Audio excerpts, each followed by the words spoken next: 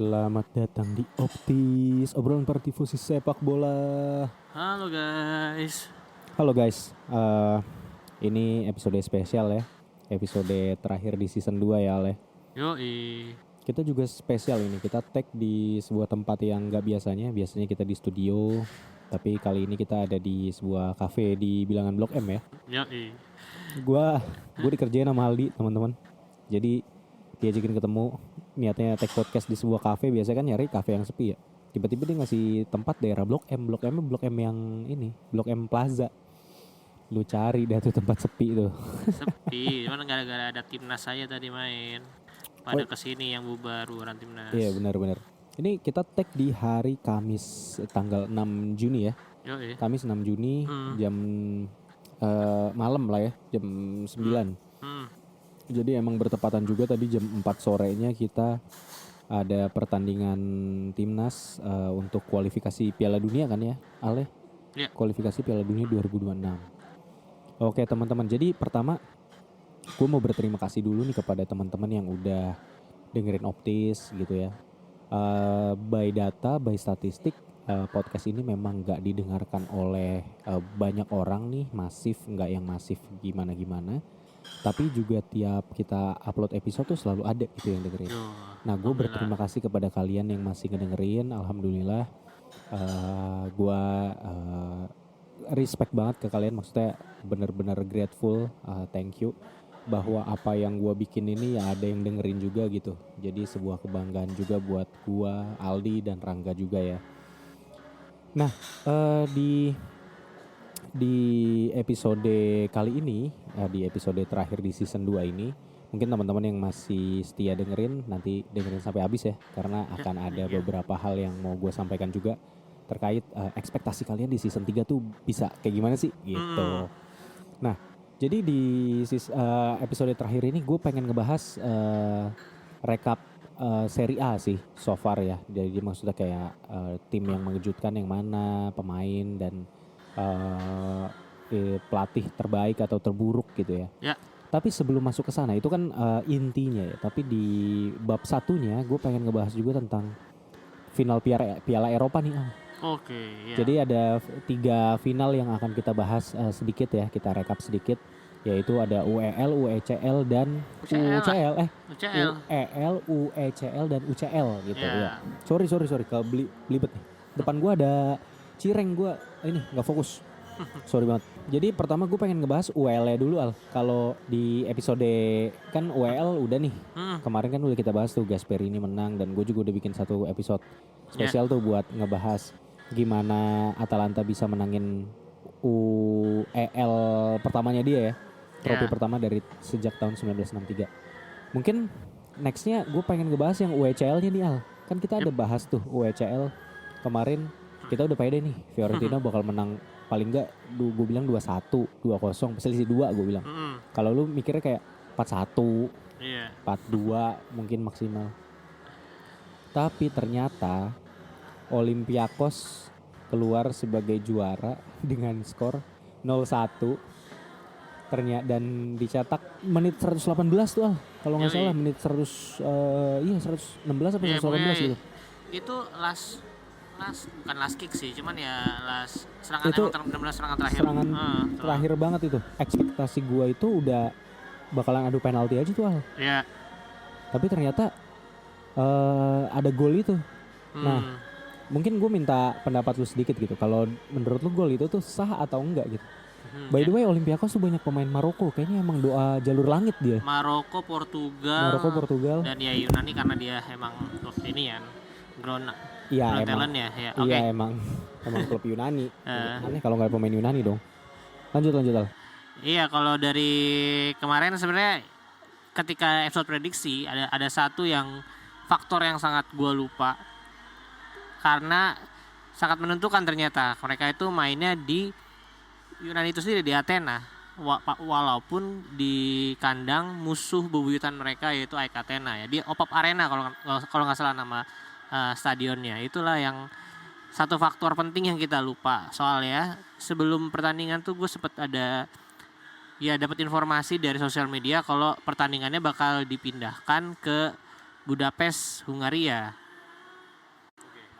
Nah, ternyata tetap dilaksanakan di Athena dan itu ternyata ya tetap aja supporter mereka walaupun datang ke kandang lawan kandang musuh bebuyutan tetap banyak yang datang dan itu jadi boost juga apalagi di extra time ya mereka lebih punya tenaga ya walaupun tenaganya sama-sama terkuras tapi mereka lebih punya dukungan moral dari para fansnya gitu.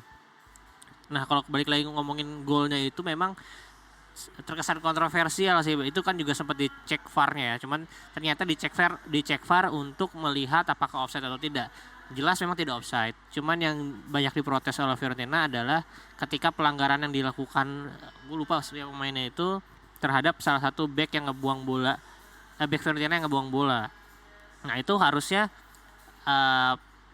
menurut gue sang wasit harusnya memberikan pelanggaran kepada saat itu maksudnya saat ketika bolanya dibuang tapi jatuh ke kaki pemain Olympiakos karena itu menurut gua pelanggaran dan harusnya dicek VAR juga di situ.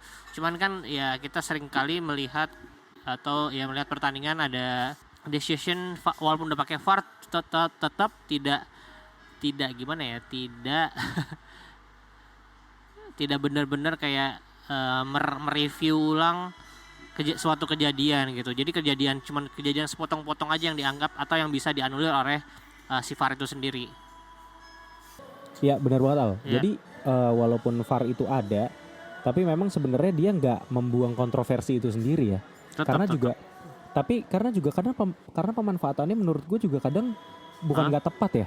Tapi kok kayak double standar gitu, nggak ada standarisasi yang harusnya gimana gitu. Jadi kadang emang tergantung wasit yang ada di situ aja, iya nggak sih? Ya kalau jadi di kejadian kemarin kan sebenarnya mirip kayak kejadian kalau kalian masih ingat AFC Senior ketika Indonesia lawan Irak ya. Di sana sebenarnya ada sebuah offside, cuman bolanya itu berhasil dibuang oleh pemain Indonesia tapi jatuh lagi ke pemain Irak dan ketika bola jatuh berhasil di crossing dan crossingnya nyampe jadi gol. Nah harusnya kan sebelum ada faktor di mana bola itu bisa nyampe karena pemain Indonesia diganggu atau pemain ini kalau kita ngomongin Fiorentina diganggu sehingga bolanya nyampenya ke pemain lawan. Nah itu harusnya menurut gua di review tuh kejadian itu sebagai pelanggaran. Cuman mereka ngelihatnya itu di sequence yang berbeda jadi yang dicek hanya ketika possible offside-nya dan memang tidak offside. Nah tapi ngomong-ngomong soal kontroversi yang ada ini Al ya. Mungkin gue pengen belok sedikit ke apakah sequence yang berbeda itu sebenarnya emang harus dicek kalau menurut lo? Kalau secara aturan kan emang sebenarnya dia kayaknya ada jedanya gitu loh untuk lo tarik dulu sebelum sampai batas di mana dia ngecek kan? Iya harusnya. Tapi kayaknya nggak fair juga deh kalau misalnya ada sequence lain yang dicek terus malah jadi golnya dianulir. Tapi kalau kejadian kayak di AFC atau yang kayak kemarin mah cocok lah ya. Karena emang itu yang membuahkan golnya gitu ya. Iya masalahnya itu bolanya ketika dia yang gua anggap pelanggaran bolanya itu langsung nyampe ke pemain lawan kecuali kalau misalnya itu pelanggaran terus bolanya nyampe ke pemain sendiri terus pemain sendiri maju ke depan tapi kerebut baru itu sequence yang berbeda menurut gua. Iya, karena itu bola udah di penguasaan dia sendiri. Nah ini bola penguasaannya hilang. Penguasaan hilang karena dilanggar menurut gua. Tapi kalau gue nge-review sedikit tentang pertandingannya Al ya, sebenarnya gue nggak nyangka pertandingannya bakal jalan kayak gitu sih. Kayak gitu tuh gimana sih Za? Pertandingan jalannya kayak gitu tuh kayak gedebak-gedebuk aja sih menurut gue. Jadi emang bener-bener ya ini ya Olympiakos mainnya juga menurut gue nggak ngerti deh. Tapi kalau buat gue yang nonton sih kayak tanpa pola dalam artian lu dapat bola di belakang, lu oper ke pemain tengah langsung dorong ke pemain depan. Jadi kayak dua tim ini sama-sama nge-bypass pemain tengahnya gitu loh. Nah mungkin mereka ngehindarin resiko untuk kerebut bola di sepertiga daerah sendiri untuk biar dia nggak ini kali ya, biar dia nggak dapat counter attack mematikan gitu ya. Cuman secara pertandingannya jadi gue ngeliatnya jadi malah kayak adu fisik, adu lari doang aja gitu deh. Jadi kayak pemain-pemain depannya atau pemain sayapnya ya emang adu lari doang. Nah itu yang bikin gue nontonnya sih sebenarnya kalau nontonnya mah seru-seru aja. Dalam artian kayak oke lah lu yang penting kan bola aja gulirnya cepet kan jadinya seru ya sebenarnya ya. Tapi ya pada dasarnya ya lu nggak bikin kesempatan yang mematikan gitu baik Fiorentina ataupun Olympiakos. Jadi kayak gitu sih. Mungkin kalau lu ngelihat statistiknya ya mungkin akan tercermin juga di bagian ini sih, successful pass-nya gitu. Nah tapi kalau misalnya emang ada tim yang lebih tinggi, percayalah sama gue kalau lu nonton pertandingan lagi nggak sebagus itu gitu sebenarnya. Tapi mainnya barbar banget. Ya, Cuman gitu ini sih. gue ada beberapa fakta atau data yang menarik tentang si Olympiakos ini ya. Silakan. Kalau kalian dengerin episode yang sebelumnya yang ketika kita bahas perjalanan kedua tim ini sampai final, gue nyebut di situ Fiorentina selalu menang dan belum pernah kalah kan emang. Nah itu Fiorentina berada di grup F, di mana satu grup sama KRC Genk, Ferencvaros dan Cukariki. Iya. Nah ketiga tim itu atau keempat sama Fiorentina itu sudah dikalahkan oleh Olympiakos musim ini. Jadi si Olympiakos ketemu dengan tim itu semua walaupun dalam ini yang berbeda ya. Fase-fase yang berbeda. Sekuensi yang berbeda. Karena sebenarnya Olympiakos itu udah pernah ketemu Genk di third qualifying round ke UEL. Di situ dia menang 1-0 dan seri 1 sama. Terus setelah dia lolos ke fase berikutnya itu third qualifying. Terus ke qualifying round itu dia bertemu Cukariki. Nah itu dia menang lagi sehingga bisa lolos ke grup Europa League. Karena ini dia dari Europa League ya. Dia dari Europa League kan, turun ke terus, WCL ya. Ya itu kan mereka di grup Europa League nggak sukses, nggak bagus dan peringkat 3 sehingga harus turun ke WCL. Nah di WCL mereka tuh kayak ada play-innya gitu, play-on buat ngelanjutin ke babak selanjutnya WCL ya. Nah itu langsung ketemu dengan Ferencvaros. Jadi itu ketiga tim yang dilawan oleh Fiorentina di babak itu dan terakhir ketemu di final ketemu Fiorentina. Jadi Olympiakos menghabiskan seluruh tim di grup F WCL musim ini. Itu sebuah fakta yang menarik sih. Jadi emang Olympiakos jadi kayak seakan-akan layak menang gitu ya, karena dia bisa ngabisin tim dari satu grup gitu dan kebetulan perjalanannya juga mengharuskan dia ketemu grup-grup tersebut tim-tim dari grup tersebut. Dan mungkin ini juga disadari juga sama mereka bahwa Fiorentina juga mungkin dipelajari dari gimana pengalamannya Fiorentina dalam ngalahin tim-tim itu di fase grup kali ya. Maksudnya jadi bisa dapat kisi-kisi juga gitu loh Olympiakos. Tapi gue rasa mungkin ini terakhir ya pembahasan ini Olympiakosnya. Gua rasa juga Olympiakos berhasil mancing Fiorentina untuk main seperti itu sih. Maksudnya main Spartan kayak gitu. Gue tahu Italiano emang mainnya cukup sporadis ya kalau dalam menyerang. Tapi ya sebenarnya gue nggak menyangka Italiano bakalan yang kayak cuman umpan-umpan panjang kayak gitu aja sih gitu.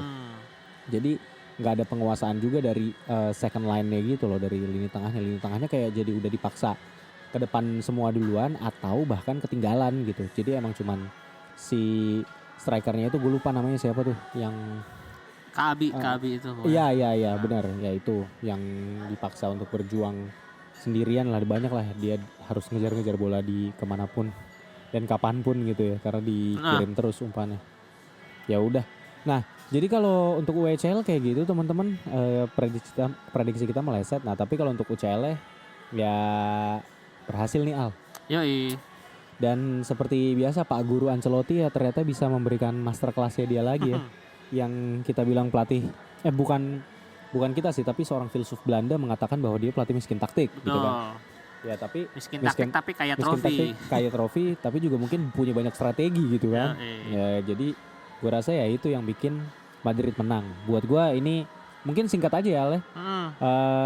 Madrid menang layak, tapi memang gue rasa ya Dortmund nggak bisa kill the game juga sih. Betul, banyak banget peluang yang terbuang sia-sia dari beberapa pemain Dortmund. Yang paling gue ingat adalah si Fulkrug Adeyemi itu tinggal one on one tapi bolanya kejauhan. Nah itu gue rasa juga itulah ketika lu ketemu tim kayak Madrid ya, kalau lu gagal ya lu dihukum. Ya udah gitu aja sih jadi intinya di pertandingan tersebut. Mungkin bahas sedikit Jude Bellingham menurut lu Jude Bellingham gimana di pertandingan tersebut? Ya di pertandingan itu ya seperti biasa dia gue lihat di pertandingan lainnya sih, memang ya memang bisa menguasai lini tengah lah ya, dan dia juga kalau gue lihat nggak terburu-buru banget untuk membuat chance gitu. Maksudnya dia masih ya dia bagus dalam scanning segala macam, walaupun posisinya sebenarnya kan ya kalau gue lihat sebenarnya attacking midfielder ya. Cuman dia lebih juga bisa ngontrol walaupun di sana ada Modric, ada yang lain-lainnya, dia juga masih bisa ikut ngontrol bantu gitu. Prekreatif salah dia tuh. Iya makanya. Nah kalau gue ngeliatnya Jude Bellingham ini malah agak nggak kelihatan sih di pertandingan ini, tanda kutip. Tapi ya nggak kelihatan aja ngasih 1 assist sih.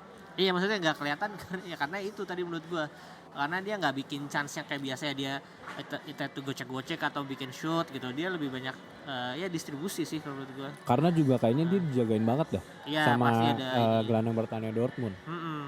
Jadi itulah yang bisa kita lihat, ini juga pertandingan terakhirnya Toni Kroos sama betul. Marco Reus ya.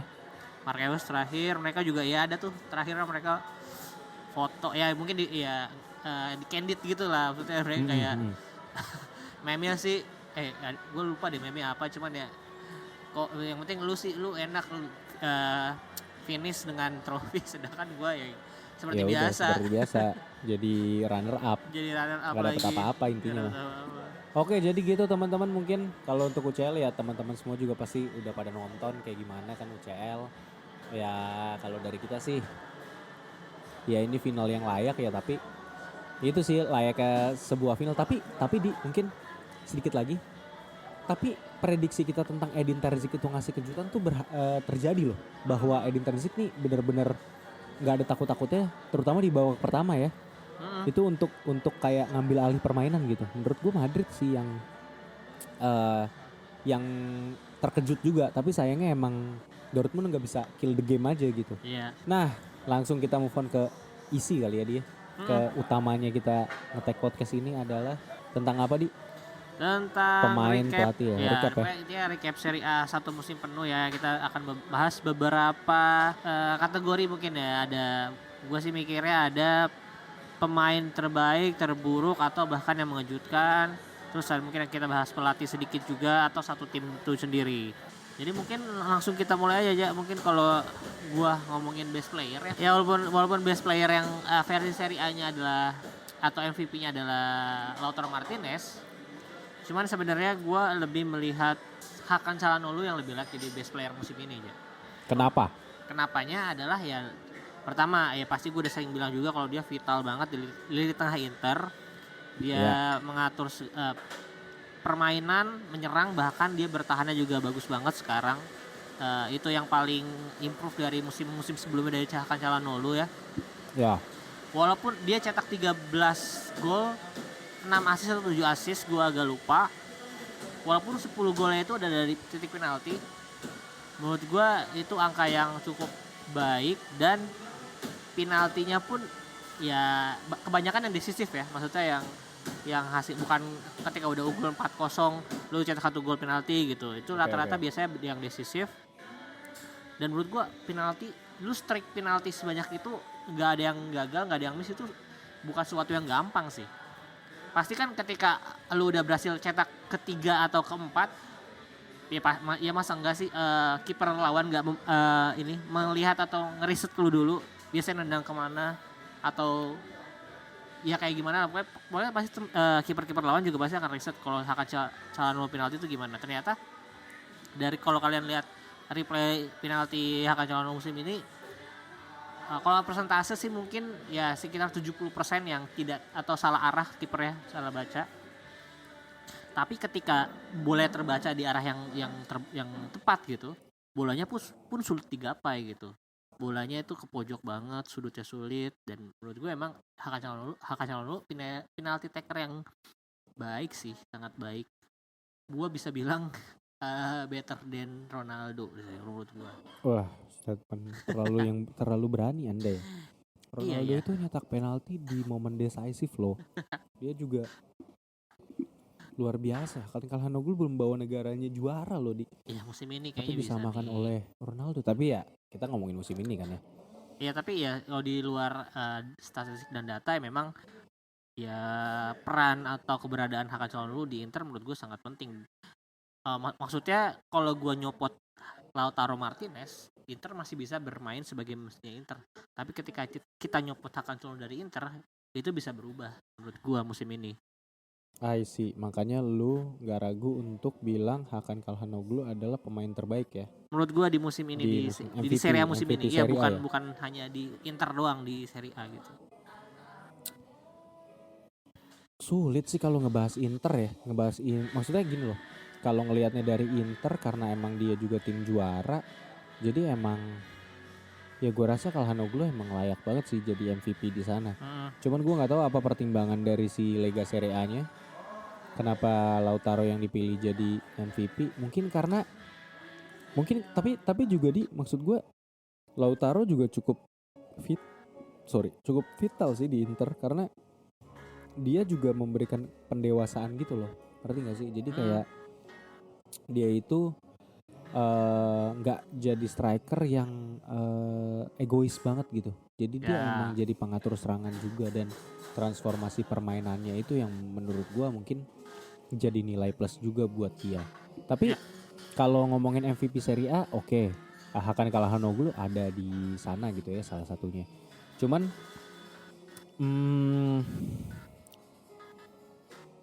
gue juga nggak bisa menyampingkan pemain dari tim lain sih, Di. Kalau yang terbaik ya. Paulo Dybala, arguably masih agak angin-anginan. Gudmundsson sebenarnya layak gitu masuk ada di sana gitu ya. Kalau ngebahas impactnya dia ngebawa tim sih iya. Tapi enggak sih. Hakan Calhanoglu sih menurut gua kalau untuk MVP mah. Kalau yang terbaik dari yang terbaik ya. Cuma mungkin beberapa nama lain sih gue bisa bilang kayak Christian Pulisic bisa ada di sana gitu kalau beberapa. Mungkin yang lebih ini ya, lebih objektif lagi Gudmundsson. Menurut gue itu bisa jadi salah satu ada di kandidat itu gitu ya. Ya. Pellegrini Roma. Ya. Menurut gue juga bisa masuk ada di dalam sana. Sama satu lagi itu dari Juventus nggak ada lah ya. Locatelli nggak bisa dibilang jadi nyawanya. Martin Derun. Apa Kopenhagen nih? Kalau Martin Derun. Oke, menarik ya, karena kenapa tuh? Gini Di, sebenarnya kalau ngomongin Atalanta, Koop Mainers ini kan jadi nyawanya dia juga ya di serangan ya. Untuk dia bisa ngebangun serangan atau dia yang nyetak gol gitu. Intinya serangan Atalanta itu buntu kalau misalnya dia nggak ada. Dan gue setuju itu, perannya sangat vital di Atalanta. Tapi Martin Derun ini dia yang menjaga keseimbangannya Atalanta gitu loh. Jadi ketika dia main, gue ngelihat Martin Derun ini kayak siapa ya? Kayak Jordan Henderson di Liverpool, Di. Lu tau gak sih kayak Jordan Henderson kan kalau dibilang pemain yang spesial nggak juga kan? Bener-bener yang kayak ya udah aja gitu, kayak dia main-main aja. Tapi kalau misalnya dia nggak ada, nah langsung repot tuh, kelimpungan tuh, langsung kayak nggak ada penopangnya. Nah itu yang gue lihat dari Martin Derun sih di musim ini gitu. Dia bisa jadi pengatur serangan dari dalam, dia bisa jadi pemutus serangan, dia juga kapten juga, jadi kepemimpinannya ada di dia gitu ya untuk ngebangkitin semangat anak-anak di lapangan. Dan ya dia paket komplit aja sih menurut gue buat di musim ini. Jadi Martin Derun layak ada di sana gitu, dan dia ngebawa, dan dia maksudnya walaupun dia nggak main di final ya, tapi jasanya dia untuk bisa ngebawa Atalanta main di final kan ya gara-gara dia juga gitu loh. Nah itu yang menurut gue Martin Derun layak ada di atas sana.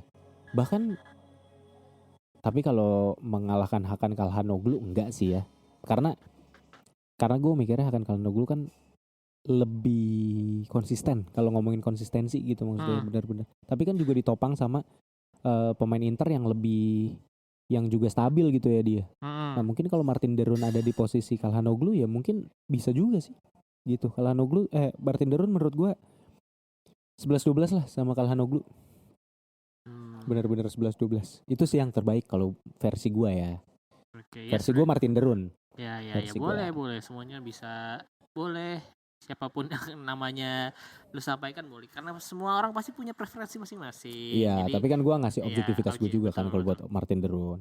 Ya, Terburuk di kalau menurut lo, terburuk dengan sebenarnya terburuk. nggak ya agak sulit, karena kalau kita ngomongin satu satu tim Serie A pasti seluruh tim Serie A pasti ya ya tim Ya ada aja pemain, yang naik turun. bukan maksudnya ya yang nggak pernah main lah yang paling buruk gitu Iya iya maksudnya. iya. Tapi nggak juga. Kalau lu nggak main kan lu nggak bisa dinilai. Iya makanya maksudnya agak sulit juga kalau membahas dari keseluruhan pemain itu gitu, seluruh pemain. Kalau terbaik kan Mungkin gampang flop lah ya. kali ya yang maksudnya Yang flop gue ya. ngerasa dia punya potensi tapi nggak Betul. keluar nih potensinya, mungkin yang lebih kayak gitu ya, Yang bukan flop. yang bukan buruk ya. Kalau buruk tuh kesana kayak lu ngebantuin lawan lu gitu. Buruk gitu. Iya kalau yang flop ya flop. Gue sih ngelihat ya tadi mungkin awal-awal kita bakal menduga Lukaku bakal flop di Roma, tapi ternyata kan dia juga memberikan Seperti impact. biasa ending ini gacor. Ya dia banyak gol juga, tetap double digit loh dia musim ini. Iya, gimana pun. Ya kalau yang flop itu agak sulit sih. Kalau ngomongin Internya dulu ya, mungkin nanti di seluruhnya. Kalau Internya dulu, ya gue sih tetap berpikir kalau Dumfries itu yang paling flop musim ini. Karena ya dia aneh gitu. Justru ya kalau ketika ngelihat dia satu pertandingan dari menit 1 sampai 75 itu main jelek ya, ternyata di akhir-akhir dia decisif atau ngasih asis, entah itu ngasih asis atau bahkan bikin gol gitu. Makanya kalau gue sih masih tetap melihat yang terburuk di Inter atau yang paling flop di Inter adalah Dumfries. Cuman kalau ngelihat dari keseluruhan Serie A, pemain Milan menurut gue ada siapa? Pemain Milan menurut lu yang itu Adli menurut gue tuh masih yang terlalu ini loh, yang tidak sesuai ekspektasi menurut gue Adli. Walaupun udah sekarang udah kasih menit bermain, cuman ya mungkin gue ngelihatnya lebih ngeliat ketika pertandingan lawan Inter ya. Gue yang mungkin yang pengen lain ketika dia bagus, mungkin gue nggak terlalu lihat gitu. Radik Runik sih. Nah, Runik mau gak usah diomongin, emang dia segitu-gitu aja kan. Maksudnya kita nggak expect dia bakal bagus gitu. Ya Siapa lagi yang batang kayu di Milan ya? Ya itu Pobega untung cedera. Masuk Pobego. Udah cedera tuh. Ya cuman ya di awal-awal kan dia juga sempat banyak dimainin tuh oleh Pioli kan. Tapi kalau gue sih mungkin akan berpikir tim dari Milan atau bahkan Juventus. Juventus siapa? Gatti. Enggak lah, Gatti masih banyak kontribusi, bahkan gol dia Bintang kan marah-marah mulu sama Gatti. Bintang tuh sama kita tadi. Gue denger Gatti tadi. Gatti. Miretti apa Gatti? Miretti ya. Oh iya itu. Miretti. Gatti mah masih oke. Kalau Miretti ya. Cuman kalau gue lebih lihat Weah-nya sih. Weah tuh apa kontribusinya, coba lo lihat. Ketika ya maksudnya dia cuman sebagai, ya gue masih melihat dia sebagai pelengkap aja gitu, pelengkap doang. Gue ngerti. Jadi lu ngelihatnya dia punya high expectation nih, tapi ternyata dia nggak deliver nih gitu. Iya, dari banyak pemain yang dia kan transfer musim ini lah ya. Iya. Di Juve maksudnya ya itu dia oke, dapat Weah yang dia kalau nggak salah Lille ya sebelum dari sini. Dari Lille kan. Ya di Lille dengan catatan gol yang cukup lumayan gitu, terus ke Juve di kadang-kadang mungkin bisa saat itu membantu Chiesa yang lagi cedera cukup panjang gitu. Jadi menggantikan perannya Chiesa atau bahkan Kostic gitu, karena kan dia sebenarnya adalah striker tapi agak winger, sedangkan di Juve itu sebenarnya nggak terlalu pakai winger sekarang ya, karena biasanya Kostic itu ya mainnya LWB, terus si McKennie juga dipaksa kadang-kadang di kanan sama Cambiaso gitu. Terus gue sih Weah sih, karena dia belum menemukan posisi yang pas aja di Juventus menurut gue. Jadi dia kayak tidak bisa memberikan hal yang maksimal sehingga nggak ada impactnya menurut gue di musim ini. Oke. Gua nggak terlalu sependapat sama lu sebenarnya, tapi ya oke, itu kan pilihan lu ya. Ini balik lagi nih subjektif dengan bumbu objektif lah ya. Kalau gua ngelihatnya yang bener-bener ya dia, yang bener-bener apa tuh namanya, yang bener-bener flop atau tidak sesuai ekspektasi, gue bisa bilang kalau di Milan tuh Chukwueze sih. Ya, Chukwueze itu maksudnya gini loh. Chukwueze tuh ketika main tuh kayak memberikan harapan banget gitu loh, kayak memberikan threat gitu, memberikan ancaman banget kan si Chukwueze. Cuman ketika dia udah dapat bola, dia mau deliver sesuatu, dia tuh bener-bener left footed banget gitu. Dia tuh bener-bener cuman bisa kaki kiri doang, kaki kanannya kayak mati gitu kan. Terus jadinya opsi permainannya dia terbatas banget gitu loh. Ya. Jadi gue ngeliatnya itu kenapa gue bilang dia salah satu flopnya gitu. Yasin Adli menurut gue, Yasin Adli tuh menurut gue juga sebenarnya ya tidak sesuai harapan mainnya ya. Tapi ya emang dia kayak tipikal gelandang tradisional banget gitu loh, yang emang cuman punya atribut menyerang yang oke gitu. Nah dia tuh harus dipasangkan untuk dengan pemain yang tipikal box to box atau yang determinan gitu, yang fighter gitu. Jadi gue ngeliatnya gitu sih, Yasin Adli tuh nggak ketemu partnernya aja. Nah terus kalau misalnya yang bener-bener overall ya, kalau gue ngeliat ada pemain yang potensial tapi dia nggak bisa deliver tuh Bayeniang. Tahun kapan itu kalau Bayeniang? Bayeniang di Empoli. Ya udah tua sekarang tapi maksudnya udah. Enggak bercanda gue, bukan Bayeniang. Kalau gue pemain-pemain Salernitana mungkin ya kalau yang lebih paling buruk ya. Maksudnya mereka bukan ada di bawah. Bukan nama-nama. Maksudnya gini loh, mereka tuh bukan nama-nama kemarin sore di dunia sepak bola gitu kan. Tapi kayak nggak bisa deliver apa-apa gitu. Gue nggak ngerti gue mainnya mau gimana. Ya pokoknya untuk pemain Salernitana ya udah ya, kita nyatakan mereka semua buruk lah ya. Ya, tapi kalau gue Daichi Kamada kalau gue. Iya. Ini cuma cetak 2 gol musim ini lawan Napoli sama lawan Inter. Ya, masalahnya gue lumayan nontonin dia waktu di Eintracht Frankfurt. Ya. Jadi gue kayak kayaknya ini pemain tuh bukan gini doang deh bisanya gitu. Tapi kok tiba-tiba begini doang ya gitu. Ya, gitu sih kalau yang. Ya, kalau gue ya tetap stand dengan si WL tadi sih. Ini kalau kalian lihat statistiknya ya. Dia main 30 kali musim ini, walaupun ya menit bermainnya jarang yang dia di atas 75 menit gitu. Bahkan main full 90 menit tuh bisa dihitung jari, kayaknya cuma 3 atau 4 pertandingan bahkan. Seburuk itu ternyata ya si Weah ya? Dan dia gak deliver 1 gol pun musim ini. 0 gol 1 assist udah. Karena pelatihnya Allegri, udah gitu aja. Iya, memang kan posisi dia ya kalau di Lille ya gue nggak ngikutin banget sih. Cuman kalau dilihat by statistik atau by ini ya transfer market, memang dia CF atau right winger gitu atau right midfielder. Di sini kan dipakai dari right midfielder, di mana Juve sebenarnya right midfieldernya tuh butuh naik turun. Nah dia tuh nggak bisa itu menurut gue. Dan udah dipaksain aja. Iya sih. Kayak Juve tidak membeli pemain yang tepat guna aja gitu. Maksudnya lu ngapain? Lu udah tahu formasi lu begitu, kenapa beli pemain kayak gini gitu? Ngerti kenapa lu beli pemain yang atributnya nggak punya atribut bertahan yang oke juga gitu ya? Iya. Ya oke lah, gue bisa terima lah alasan lu. Kalau Daichi Kamada nggak perlu gue jelasin lagi lah ya. Ya buat kalian para Laziale atau mungkin fans tim lain gitu, kayak ya udahlah nggak usah alasan-alasan lah ya. Lu bisa ngeliat sendiri Daichi Kamada kayak gimana. Ya padahal that's why Inter nggak ngincer Daichi Kamada kemarin gitu. Padahal kan free transfer loh dia. Biasanya tuh BP Marotta sangat jeli untuk melihat pemain-pemainnya free transfer. Apalagi ini dari Jepang di mana bisa naikin market juga untuk pasar Asia ya. Ternyata nggak worth it untuk digaji gitu dia. Benar. Walaupun kan nggak ada free transfer, nggak bayar, kan masih bayar gaji. Cuman berarti BP Marotta ngeliat dia emang nggak worth it buat digaji. Dan sepertinya BP Marotta tepat kali ini. Tepat kayaknya sih. Oke, kalau pemain yang mengejutkan Mengejutkan. Coba kasih gue kejutan dong, coba. Kasih satu nama. Gue punya nih nama yang menurut gue mengejutkan nih dia musim ini. Dan mengejutkan dalam hal baik. Mengejutkannya dalam hal baik tentunya. Dalam hal baik ya. Dalam hal baik. Kalau lu ada mengejutkan dalam hal buruk juga boleh lah, kita taruh di belakang. Yang baiknya dulu.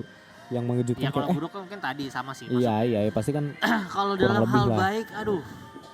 Gue ada beberapa sih, cuman kalau misalnya milih satu, tapi kayaknya udah gak mewujudkan, tapi karena kita sering ngomong, apalagi tadi lu bahas juga Gudmundsson sih sebenarnya. Oh oke. Iya. Tapi kalau misalnya yang ada lagi nggak, masa knowledge football lu segini doang sih? Iya, Gudmundsson ya pasti yang lihat ya, yang sebelumnya kita nggak tahu dia bisa bagus ya Gudmundsson, Ferguson, Vanja Milinkovic Savic nggak mengejutkan buat? Iya bagus, tapi dia udah kelihatan sebenarnya dari musim-musim sebelumnya. Oh oke. Maksudnya dia tuh ya kiper yang bagus udah tahu kita gitu. Oh ya oke. Ini karena teman-teman buat yang dengerin ini kita juga subjektif dari kita juga ya. Jadi mungkin Iya. ada nama-nama yang menurut kalian mengejutkan ya boleh kalian komentar atau nanti apa ya tulis di kolom apa tuh di sosial media kita juga gitu ya. Nanti kita kan bakal ngebahas Ada yang ini di mengejutkan sosial media tapi kita. nggak konsisten kayak Kolpani. Kolpani oke Kolpani ya. Monza. Ya, Di awal-awal Monza, dia sempat Monza. lumayan. Terus Ngonge Cyril Ngonge sebelum pindah ke Napoli. Sebelum pindah ke Napoli, setuju. Iya kan? Ya boleh lah sebutin beberapa nama lah. Iya makanya tapi kalau dulu satu yang dengan yang impact yang ini ya pasti ya secara by statistik dan data ya gue tetap Gudmundsson. Oke, tapi ya sebenarnya nggak mengejutkan banget ya karena Iya. udah bahas di Tapi kan kalau karena kita nggak nonton dia musim lalu gitu kali Ya. ya. Maksudnya kita nggak expect apa-apa dengan di tim promosi dari seri B gitu yang mungkin bakal berkutat di posisi 16 ke bawah. Iya. Tapi ternyata dia bisa memberikan dia hampir 20 gol kontribusinya musim ini kayaknya deh. Iya. Gantian ya, gua satu nama yang mengejutkan. Boleh. Alexis Saelemaekers. Oh iya sih. Iya di bolonya iya. Benar. Lu boleh berdebat sama gua soal kenapa Alexis Saelemaekers mengejutkan. Udah gitu aja. Marcus Villar yang lagi main gacor dicungkil sama Saelemaekers, dicungkil. Pokoknya di musim lalu Milan juga waktu ngebantai Napoli digocek pemain Napoli. Emang ini bocah ajaib ini sebenarnya Alexis Saelemaekers ini. Iya benar. Ya setuju. Ya, Alexis Saelemaekers kalau gua juga sih yang paling lucu karena maksudnya gini. Mungkin gua ngasih alasannya dulu ya teman-teman ya. Gini loh. Alexis Saelemaekers itu selalu menjadi pemain yang ada di bawah radar karena memang dia bukan yang kayak apa ya, bukan yang secara statistik itu bener-bener powerful. Ngerti ya maksud gue powerful ya. Terus dia juga bukan yang kayak konsisten dalam setiap pertandingan itu selalu mencetak assist atau mencetak gol. Misalnya kayak Messi atau Ronaldo itu nggak usah dihitung lah, itu pemain itu bukan pemain bola, itu alien aja. Nah tapi gini loh, setiap dia main, karena gue lumayan nontonin dia dari zaman di Milan dan di Bolonya beberapa kali gue nontonin pertandingan Bolonya gitu ya dia.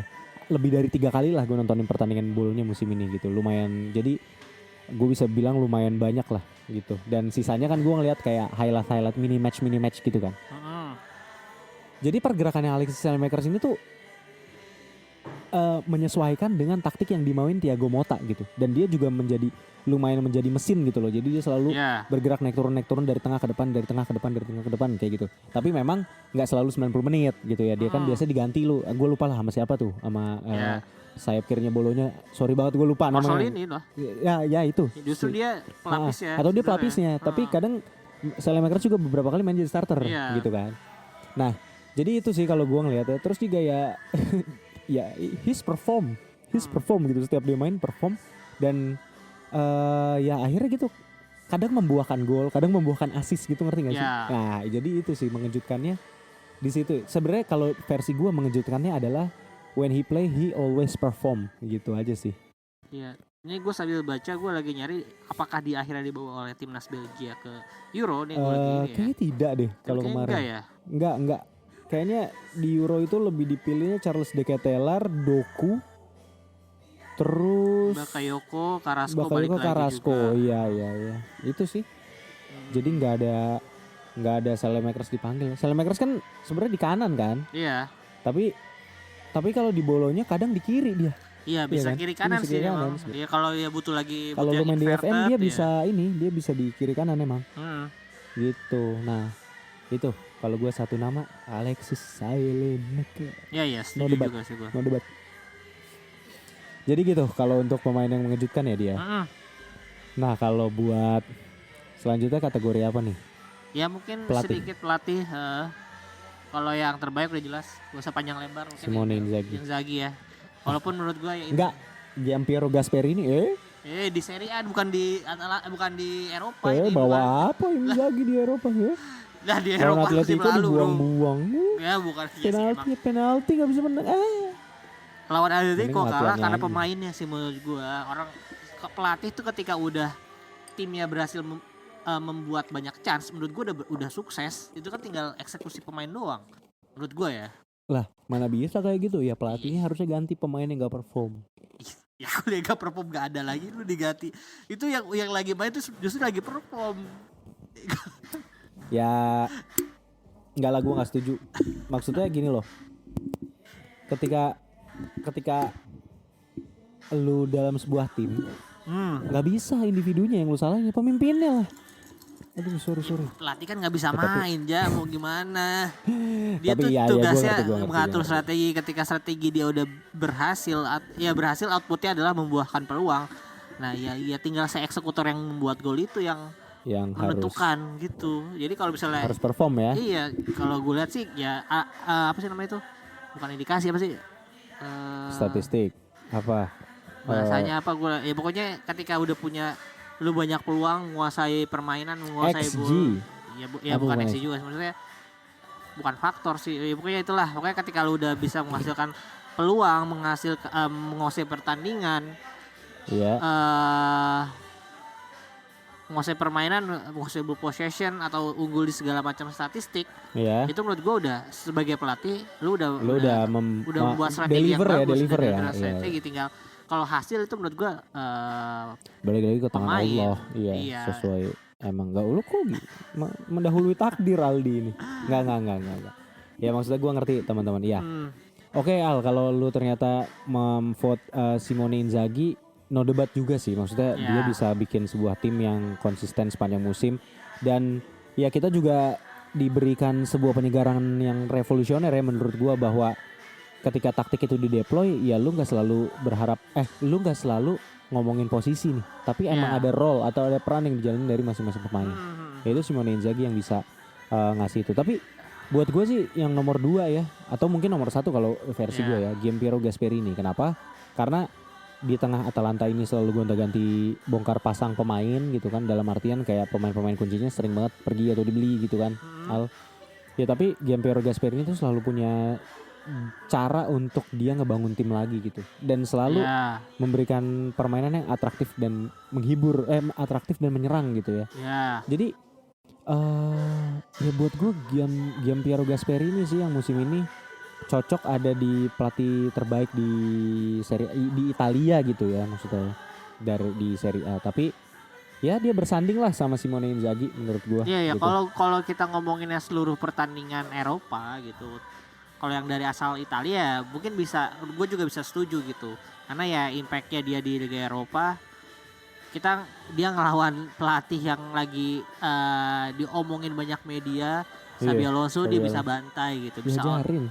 Tahu nih gini nih caranya nih nge-counter strategi lu gini nih. Iya. Cuman ya kalau kita ngeliat di Serie A balik lagi ya banyak yang masih tidak inkonsisten lah. Intinya si Gasperini di awal-awal agak kesulitan, terus sempet di awal tahun tuh win streak terus, walaupun akhirnya di stop oleh Inter itu sendiri. Terus dia tapi bisa balik bounce back lagi ketika udah kalah gitu. Ya dia nggak larut dalam kekalahan itu, tim Atalanta itu sendiri. Iya sih, Atalanta. Kemarin lawan di Coppa Italia kalah sama Juventus langsung balas dendamnya gitu, ngebantai orang. Gokil ya. Dan Atalanta tuh tim yang ini ya, tim dengan jumlah pertandingan paling banyak di Serie A musim ini. Maksudnya tim Serie A dengan jumlah pertandingan paling banyak. Iya, karena dia main di Eropa juga, iya benar-benar.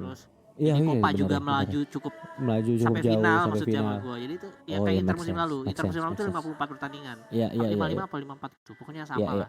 Dan tapi Gasperini yang kesalahan fatalnya adalah kemarin ketika lawan Fiorentina dia memainkan tetap memainkan pemain pentingnya walaupun dia udah gak bakalan mana?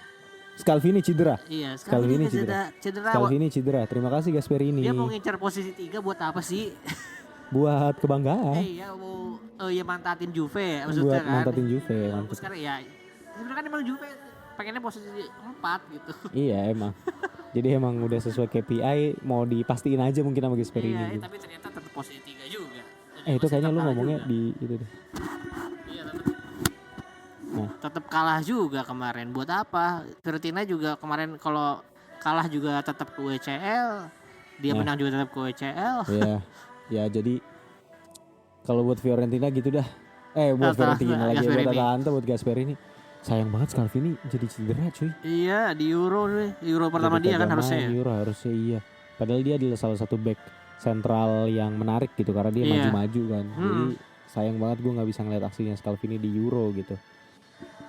Terus kalau oke lah kita bungkus ya kalau untuk pelatih ya. Jadi mungkin untuk episode kali ini juga itu ya dia kita bungkus dulu. Jadi seperti itu pandangan kita terhadap rekap Serie A musim ini teman-teman. Terima kasih juga udah mengikuti Serie A, mengikuti kita gitu kan. Dan semoga kita bisa bertemu lagi di season selanjutnya. Nah, gue juga pengen ngasih tahu ke teman-teman. Selamat dulu buat pemenang Serie A Fantasi ya. Ternyata back to back siapa? Girbol Zigzag untuk menang paruh musim sama yang full satu musim full season ya. Luar biasa Bapak Girbol Zigzag ini, gue nggak ngerti dia jitu banget gitu. Tapi emang ya dia emang kalau kita lihat dari profil Instagramnya gue lihat itu dia emang ini kayak pemain FPL lah. Dia main yang Liga Inggris juga. Iya, dia pemain fantasi ini ya. Liga fantasi gitu ya. Iya, maksudnya ya kayaknya walaupun misalnya Mas Girbol ini tidak menonton Serie A, dia membaca statistik, membaca ini juga mungkin berita-berita tentang siapa yang lagi dimainkan atau sering riset lah intinya mungkin itu sih. Benar. Jadi itu, oke, itu selamat kepada Abang Girbol Zigzag. Terus juga mungkin selanjutnya adalah apa sih yang bisa di-expect dari Optis di season 3 ya dia. Ini kan episode terakhir di season 2. Mungkin gue singkat aja teman-teman. Jadi yang bisa di-expect oleh kalian semua di season 3 adalah bahwa kita juga akan lebih konsisten untuk memberikan konten-konten baik di terutama di sosial media ya Ale. Sosial media kita karena agak sepi nih gitu ya. Itu udah kita siapkan konten-konten untuk yang ada di sosial media. Terus juga untuk variasi konten-konten yang ada di podcast juga teman-teman bisa expect lebih konsisten lagi gitu ya, dan lebih variatif juga karena kita emang udah ngerancang juga untuk apa-apa aja yang mau kita kerjain di musim depan gitu. Jadi bakalan ada konten yang reguler, yang weekly gitu. Ada juga konten-konten yang emang well crafted gitu, yang tulisan yang emang bisa memberikan tambahan knowledge sepak bola kepada kita semua gitu ya harapannya. Gitu. Jadi stay tune terus gitu ya Ale. Stay tune terus buat teman-teman. Jangan ragu juga untuk follow kita kalau belum follow. Dan juga share podcast ini ke teman-teman kalian. Dan gue bener-bener janji untuk bisa memberikan informasi, edukasi dan hiburan juga lah ya. Yang gak usah edukasi banget lah. Pokoknya hiburan tipis-tipis lah. Jadi buat nemenin kalian. Dan mungkin ini kali ya. Kalau kalian udah follow salah satu sosial media kita, mau itu dimanapun ya, TikTok, Instagram segala macam. Ini mumpung di episode terakhir untuk teman-teman yang mendengar dari awal mungkin atau bahkan baru di akhir-akhir season ini, tolong berikan kita masukan, kritik dan saran lewat DM ya, lewat DM aja langsung. Itu sangat kita butuhkan agar ya kita punya input dari teman-teman di luar gitu, nggak dari kita sendiri doang. Benar. Kita pengen tahu apakah yang kalian suka tuh yang seperti apa, atau kalian pengennya yang kayak gimana. Kita akan coba dengarkan dan ya pertimbangkan gitu lah ya. Pasti akan kita eksekusi juga kalau ternyata benar juga ya. Iya betul. Gitu jadi jangan ragu teman-teman untuk memberikan kritik dan saran. Sekali lagi terima kasih sudah mendengarkan. Dan semoga kalian sehat terus agar bisa mendengarkan kita lagi di musim selanjutnya. Oke, dalam waktu dekat kita akan bahas juga konten-konten mengenai Euro 2024 ya, Ale. Dan juga ya ada sedikit konten-konten yang membahas sedikit sepak bola dunia juga gitu ya. Tentunya dari sudut pandang Serie A Italia gitu. Dari tifosi Serie A gitu. Oke. Jadi itu aja teman-teman. Thank you. Bye bye. See you on another season. Yo, new season. Bye bye.